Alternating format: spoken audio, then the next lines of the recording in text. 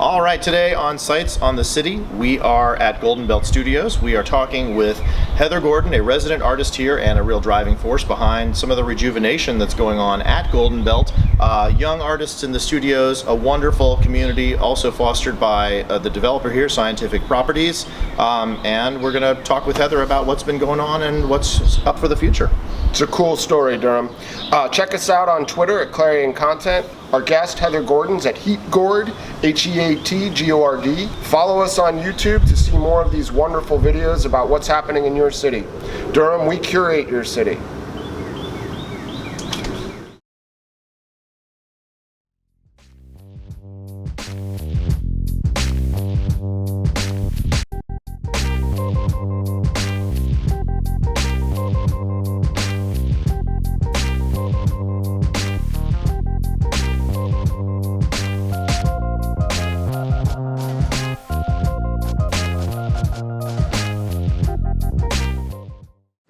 Because the reason that Chris and I were talking about the whole spaces question and whether or not artists are consulted before the studios are designed and what they think about in terms of how they look and how they feel, or like you and I were saying about whether or not they're multi-purpose, is a continuation of a conversation we were having with Catherine Howard, actually, on the roof of the parking deck across from the 21C and the terrible pit in the ground by the Carrack, right? Yeah. And Chris was saying that he had just been to a meeting in Raleigh where they were having this great envy of Durham, and they were like, oh my gosh, Durham's art scene is going off. Look at all these small, wonderful, independent little things that are happening in Durham. Let's build something massive to show them up. We're going to build something huge. Yeah, it has to be and huge. It'll be way bigger. It has to have a space for everybody in it, and a cafe, and some apartments, and this, and you're just like, oh boy, it's going to be so expensive that only, you know, a certain rich sort of boutique artists of leisure, not to diss them, but it's a certain kind of production and a certain kind of clientele. That'll be your only artists in the space, and then everybody will be like, why is this space dead? And the only things in here are like earrings and you know, birdhouses. Where are the painters? Where are the sculptors? Where's the welder? Where is the stuff actually going on?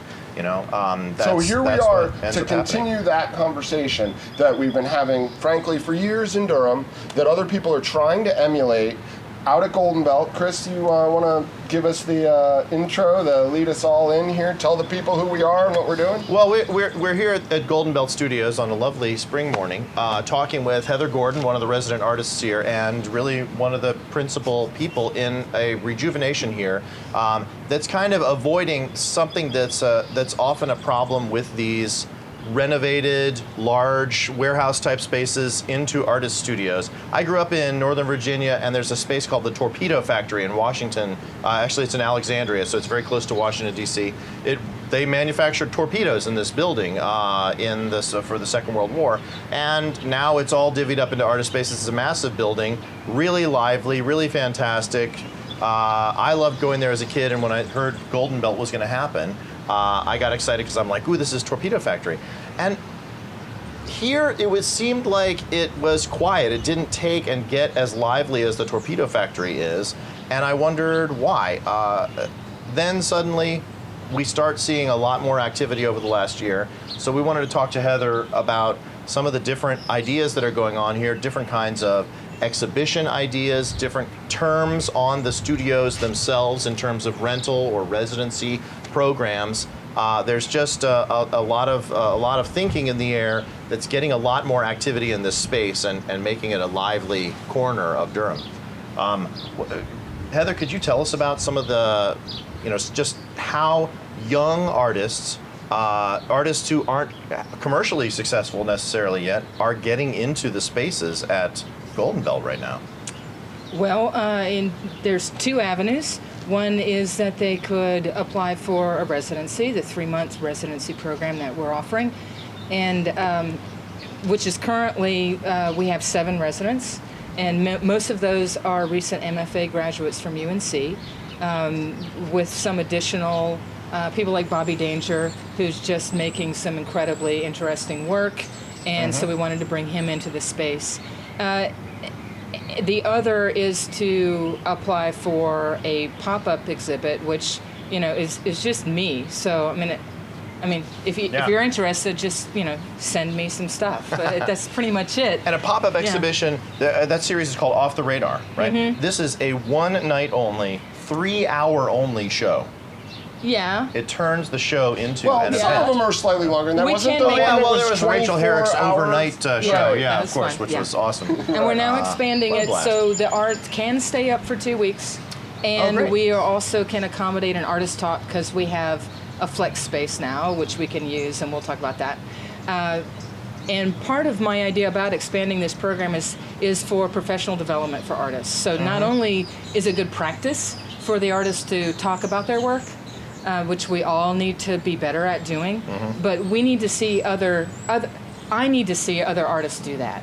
And so by having that happen in the space, our artists can then take part of this and watch the style and the kind of the take on presentations, as well as just see the art and figure out what's driving these artists in So- ways that's different from themselves. So it's not just sort of saying, hey, let's create terms that will make these spaces more accessible. It's also, once you're in this space, let's kind of raise the level of professionalism of being an artist at Golden Belt. Let's give you opportunities to improve, not just come in here and do your work and then lock the door and go home, but improve as an artist. Yeah. Learn how to do artist talks, kind of continuing some of the educational lines that you get an MFA for once you're Correct. out into the world. Yeah. Oh, that's Yes, awesome. yes. Yeah. And so if it's totally competitive, or at least becoming more competitive, it sort of gives you your pick of some really young, dynamic, talented people Oh my in the God, area. yes.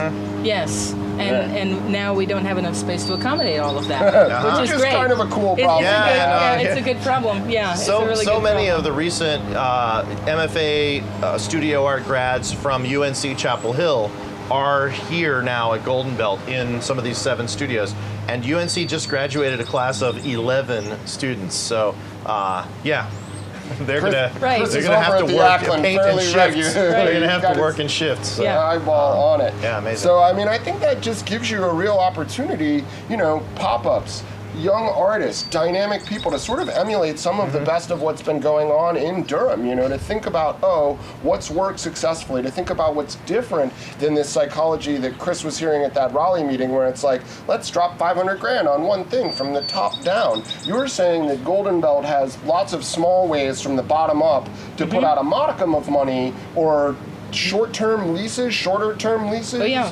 Yeah. So tell us the deal Yeah. on the ways that you are populating So- up from the bottom. One of the things that Gary Keeber, who is he's at the helm of Scientific Gary Properties. Keeber all over our Gary- podcast on the Clarion content. Yeah, so Anytime we know you who want he to check is. us Yeah, back, right? yeah. So Open Durham. he has a very strong vision about Golden Belt as an area, not just our building here. Right, Building 3. development in the area. Yeah, and so he likes the idea of us being very nimble and able to respond to opportunity. And really, it doesn't require money so much as it requires paying attention.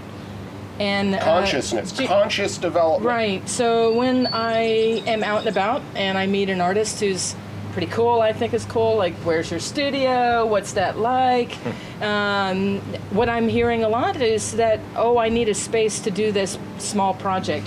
So I take this idea to Gary, and he says, yeah, we can do a 3-month lease if you want to come in and do a cool thing and get out. Yes, let's accommodate that. And it's just something that developers never. That's something that developers never get. That kind of folksiness. It's like, well, we got the website up, we got the terms, we made the space really nice. Here's someone who gets It's the not flexibility, something with who ears gets open, the psychology where- yeah. that says, all right, I mean, this is part of the problem. We were all talking about it off camera, but frankly, if you're a struggling artist or an up-and-comer in Durham, you know that $150 matters, right? Like, a small amount of money can make a huge difference to someone. If you say my rent's $300 or you say it's $450, that's like a 50% increase Yeah. to some of us. Yeah. And I think to have a developer who gets that psychology rather than applies rigidity, just is like, these are the prices, this is the way it is. That creates a different class of what's possible, creates different opportunities. Bobby Danger, you were telling us about him off camera. What is he doing that's coming up? Mixing or music? He is a hip-hop jazz enthusiast. Nice. I guess I'll describe it that way. I love the word enthusiast. He does Enthusiast. some incredible visual art. So on illustration side, and lots of interesting social issues, issues of race, cool shit. But this Friday, he will be working with Elijah at Spectre Arts to do a tribute to MF Doom.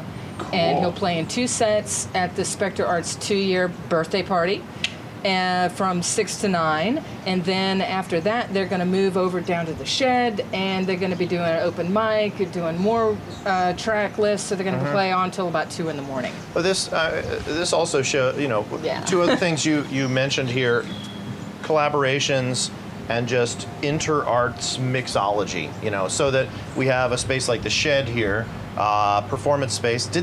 Aren't they just celebrating an anniversary right now? I mean, it's like, aren't they? Are they at a 1 year? I don't know. 1 year They might anniversary be or something closing like in that? on 1 year. Yeah. Really? Maybe that's bleeding into your Spectre memory. Yeah, it could be. Spectre's now turning 2. Spectre Arts is about a couple good frisbee throws away from here. But the cross-cultural conversation, that's what we were saying earlier. I mean, we were talking about how, Mercury Studio in its own way is cross-populated. And you were saying how important it is to have this conversation between writers and visual artists and metalsmiths and choreographers and right, and on and on. Designers, everybody. fashion, yes. Right, so if we're having that conversation widely across Durham, to find your own microcosm of that, to find your own individual space where that's possible, I mean, it's important for me as a writer. Chris and I were both lobbying, Heather, maybe there should be a writer's space out here. Could you talk to Gary on our behalf? But you say... a typewriter's space. Typewriters aren't allowed. I saw an app. Too noisy. I have one in my space. I use it all the time. I did see this is an good to know. app too, Right where to you know. can turn your computer keyboard into typewriter sounds. Yeah. just the Yeah, other day. yeah. no, But thank you were saying for you as an artist, personally, those kind of cross conversations are important. They are. Why? They are. Because it gets you thinking about your own process in a different way. If like working with Justin Turnow and company, the dancers, they move through creative ideas in a very different yet symbiotic way to the way I process visually. So I think I just become more awake and aware of what I'm doing in my studio, and it helps me get down the road or get to my goals faster, or find something entirely new, which is always great. This Right. is Yeah. a 1 + 1 = 3 kind of Yeah, thing. exactly. Is how it ends up happening in these spaces. Heather, thank you so much for running through this. I mean, there are other things we could talk about. We could talk about what's going on at Cordoba. We could talk about the upcoming Neighbors show that you're doing collaboratively with Spectre. We could talk about the Durham Art Guild's collaboration with Room 100, which is the central gallery space And here. the creative mentorship program. Creative Mentorship Program, which is sponsored by Student U, also. Catherine Howard's pop-up Friday, where you can talk to an artist about being an artist. Artist emotional support. Get your That's free right. 10-minute It doesn't session. mean that. I know. But usually we're Just go to any coffee shop for 10 minutes. but usually we're But not way with too Catherine, long on not these with Catherine. things. So we're grateful to Heather for coming on. We're grateful to Golden Belt for the access. Maybe we'll have Gary Keeper on an upcoming episode. He's certainly been on our podcast a couple of times and told us some great things about Durham development. Follow our YouTube channel. Check us out at theclarioncontentmedia.com and on Twitter. Chris Vitiello is on Twitter at Chris Vitiello. Heather, Yeah. what's your Twitter handle? HEATGORD. Fantastic. I know there's one under GB Artists as well. Yes. For Golden Belt Artists and the Clarion content. The other side of the camera, Josh Hart. Thank you as always, my brother. Great work. Special thanks to the man with the lawnmower in the background as well. That's actually a new lawnmower performance group that's rehearsing over there, so You should see a lot the of crazy stuff. soundscape they do. Durham, we love you. We curate your city. Thank you very much.